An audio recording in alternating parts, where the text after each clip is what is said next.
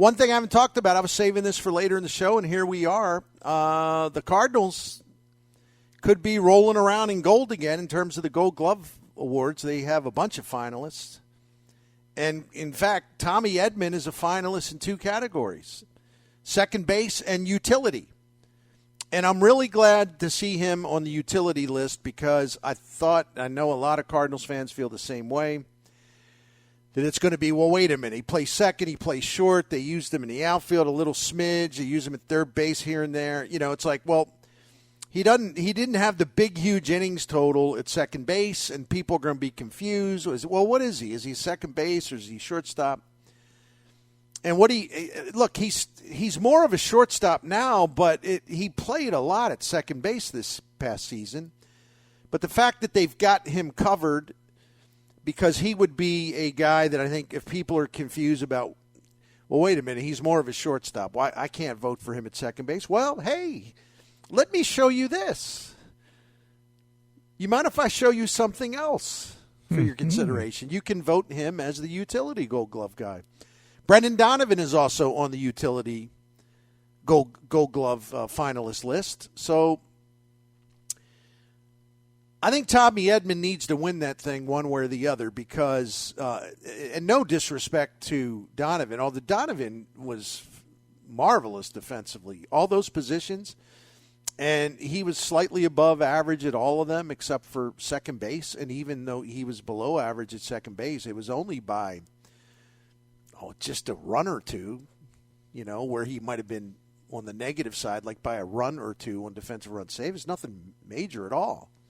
There's incredible value if a guy can play first base, second base, shortstop, third base, and both corner outfield spots. I mean, that's a lot of value. So it'd be nice if both of them won.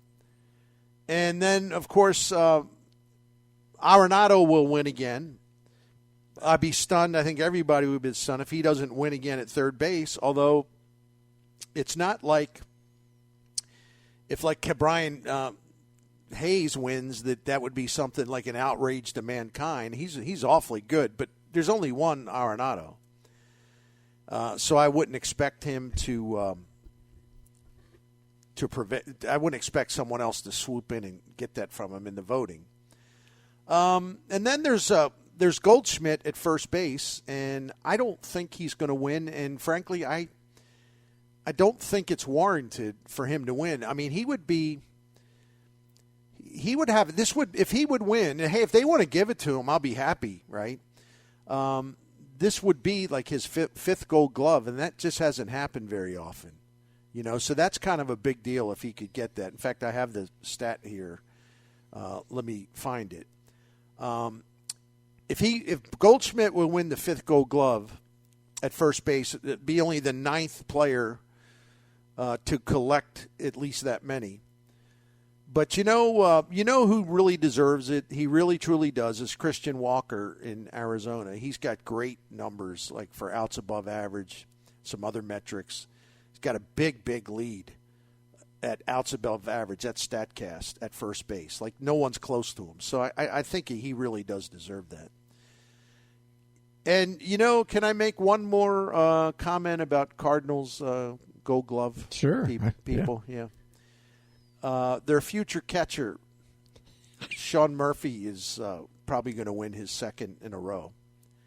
Can I read something to you? Please do. I'm just going to tell you, I'm laughing because I'm looking at the list, and I was going to say the exact same thing to you. Hey, the future Cardinal catcher is going to win one. That is great.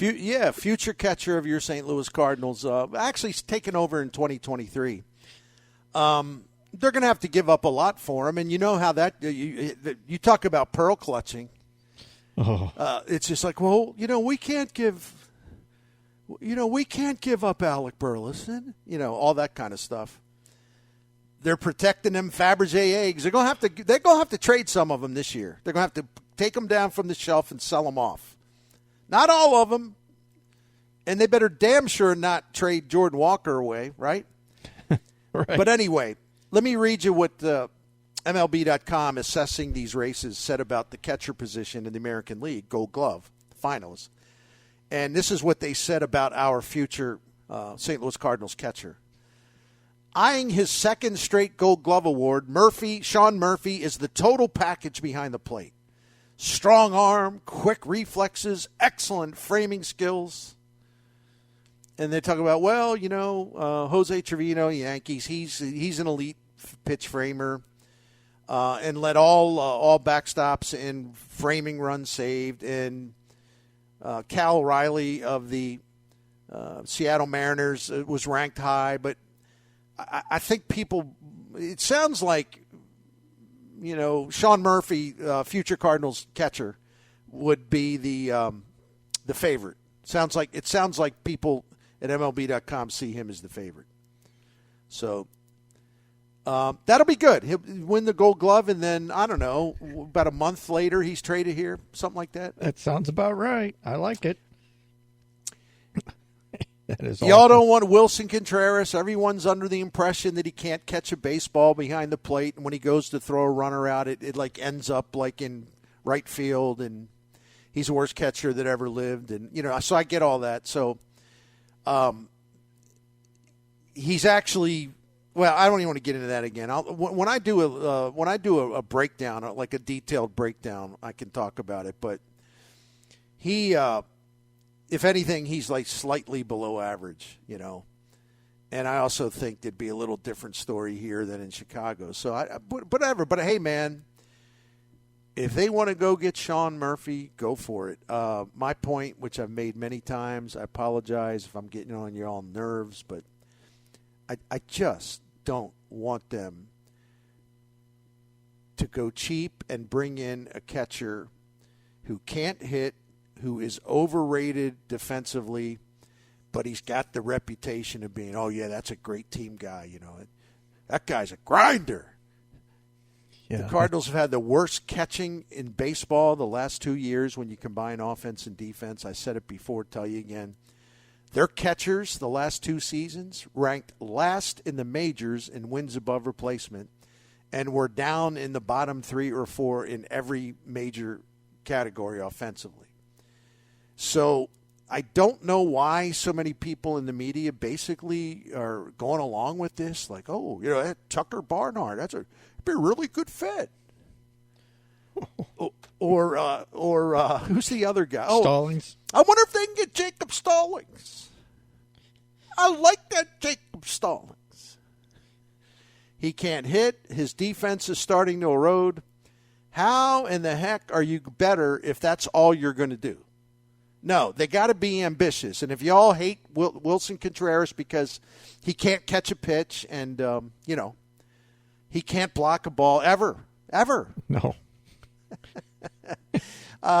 Then let's go. Let's see the Cardinals go after Sean Murphy. I'm really good with that. I'm very good with that. Actually. Oh, no doubt.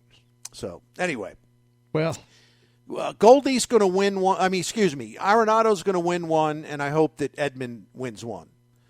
And I think that that would be appropriate if that's the word. Yeah, I'm there with you. Look, Aronado, based on a couple of the plays he made this year, he wins it. Period. I mean, he's the favorite anyway. But some of the plays he made this year, Bernie, were just so unbelievable. He made a bunch of them. Yeah, I mean, a bunch of them. It was happening like two incredible plays a week, 2 or 3. It's amazing to watch that guy play. And, I've been asked a lot. I think I was asked earlier this year on this show. I think Bob Ramsey wanted to know, or you passed along the question from Rammer about, you grew up in Baltimore. You saw Brooks Robinson for a long time. And, you obviously in St. Louis, you saw Scott Rowland for a long time. Now you get a chance to watch Aronado for a couple years. And you're familiar with him anyway. And, I added that, and I also used to watch Phillies games and drive up to Philadelphia Veterans Stadium to watch Mike Schmidt, specifically just to watch Mike Schmidt. So I do think I have a good background as far as, some credibility talking about this. And I'm telling you, man, for decades, I just resisted any notion that there was a third baseman better than Brooks Robinson. And a lot of the metrics that you can now retroactively apply, defensive runs saved and all this stuff, or fielding runs above replacement, verified that. I mean, Brooks Robinson just has incredible numbers for defensive wins above replacement, things like that. Mm-hmm. They're just as dominant as not quite, but almost as dominant as like Ozzie Smith. So I always resist this. I said, look, man, Roland's great. Mike Schmidt was really outstanding. I had to capitulate. Not that it was miserable or unpleasant or uncomfortable for me to capitulate and stand down, but no, Aronado's the greatest I've ever seen. And you know what comforted me in making that decision, because I didn't want to feel disloyal to my friend Brooks Robinson. Brooks Robinson said that Aronado's the greatest third baseman. So that kind of makes it easy. But you know what? I actually said that before, I found out that Brooks had said that. So this guy's unbelievable. He really is. That play he made in Arizona that night. Right. That Saturday night, I think it was Saturday or Friday, whatever it was. But I just remember what was the cap for me of that whole night on that play was when Goldschmidt, even they caught him on camera, and even he said, "Wow," you know, just like when a Gold Glover and a guy who's very calm and composed does that, you just know that's one of the greatest plays we'll ever see. I just hope Tommy, doesn't get overlooked. But the people that not put him on that ballot also as a utility candidate, finalist. It's really good. So, I don't know. I don't know who else at second base I would put over him. Yeah, no, But again, I also understand that he was playing two different positions. But you don't penalize a player for that, because that actually makes him more valuable. Agreed. That's the one where we were talking yesterday a little bit about the Cardinals, and you talked with Derek about a couple of positions of need, and we mentioned catcher and we mentioned shortstop. That's one position I don't think the Cardinals will touch with shortstop, because their story and their company line will be, well, I have Tommy Edman. I don't need to go get a shortstop. And if I do get a shortstop, then I block Nolan Gorman. That'll be the Cardinal. Well, no, they don't want to block Mason Wynn. Well, and then that's the other part of it is, well, Mason Wynn will be here year after next, so I can't block that either. Right. So, right. As much as I think we all want a shortstop, I don't think a shortstop is even in the thought process with them. There's some good ones out there, but are. If Trey Turner is going to get the Corey Seager money, I don't see the Cardinals shopping in that aisle. Maybe. And this is another conversation to have, and I mentioned it yesterday, and I obviously mean no disrespect by saying this. I really like Bill DeWitt. I think he's a great owner. I just think he can. It's at a point where he needs to do more and he needs to do better. I have incredible respect for what he's done for this franchise, and the people that don't respect it are just go find another team to like, because this has been just nonstop winning. However, Bill DeWitt, and this is the part where I sincerely say I intend no disrespect by bringing up his age. I mean, I'm not being morbid by bringing up his age, but the fact is they haven't won a World Series since 2011, and it's not like I think that's locally in the media and even fans, like somehow you would think they were talking about the curse of the Bambino.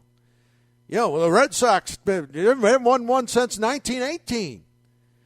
Or the Cubs haven't won one since 1908. Those Cardinals, this is just as bad as that one. No, it's not. Get over it. 2011, not that long ago. However, you can't keep going back to the playoffs all the time without taking your best team in there, and you're hoping to get lucky or get hot at the right time. Bill DeWitt has done wonderful things with his franchise. He's already got a great legacy, but I know he wants to win. He holds back a little bit, not because he's cheap. A lot of it's prospect hoarding.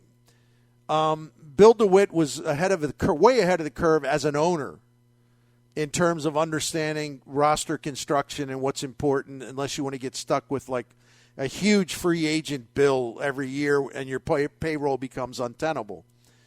That stuff actually does matter. And I actually credit him for being smart about that. Like I've said over and over again, I don't need him to do something stupid to impress me by throwing stupid money around and then having to hold the bag later when your payroll's a mess. He doesn't have to prove anything to me by throwing money around like a hopelessly intoxicated loon at last call, okay? He's smart. He just needs to turn up the aggressiveness. He needs to turn up the ambition. And winning is so important to him, and how much he loves those Cardinals teams that had all those great players that won World Series, won pennants. He's 81 years old, and none of us knows how long we're all going to be around, But I'm just saying, and Bill's healthy from what I know. At 81, it's like, well, and to get back to something I say, said it yesterday and said it a couple times already this week. If you're not going to go for it now, then when the hell are you going to go for it?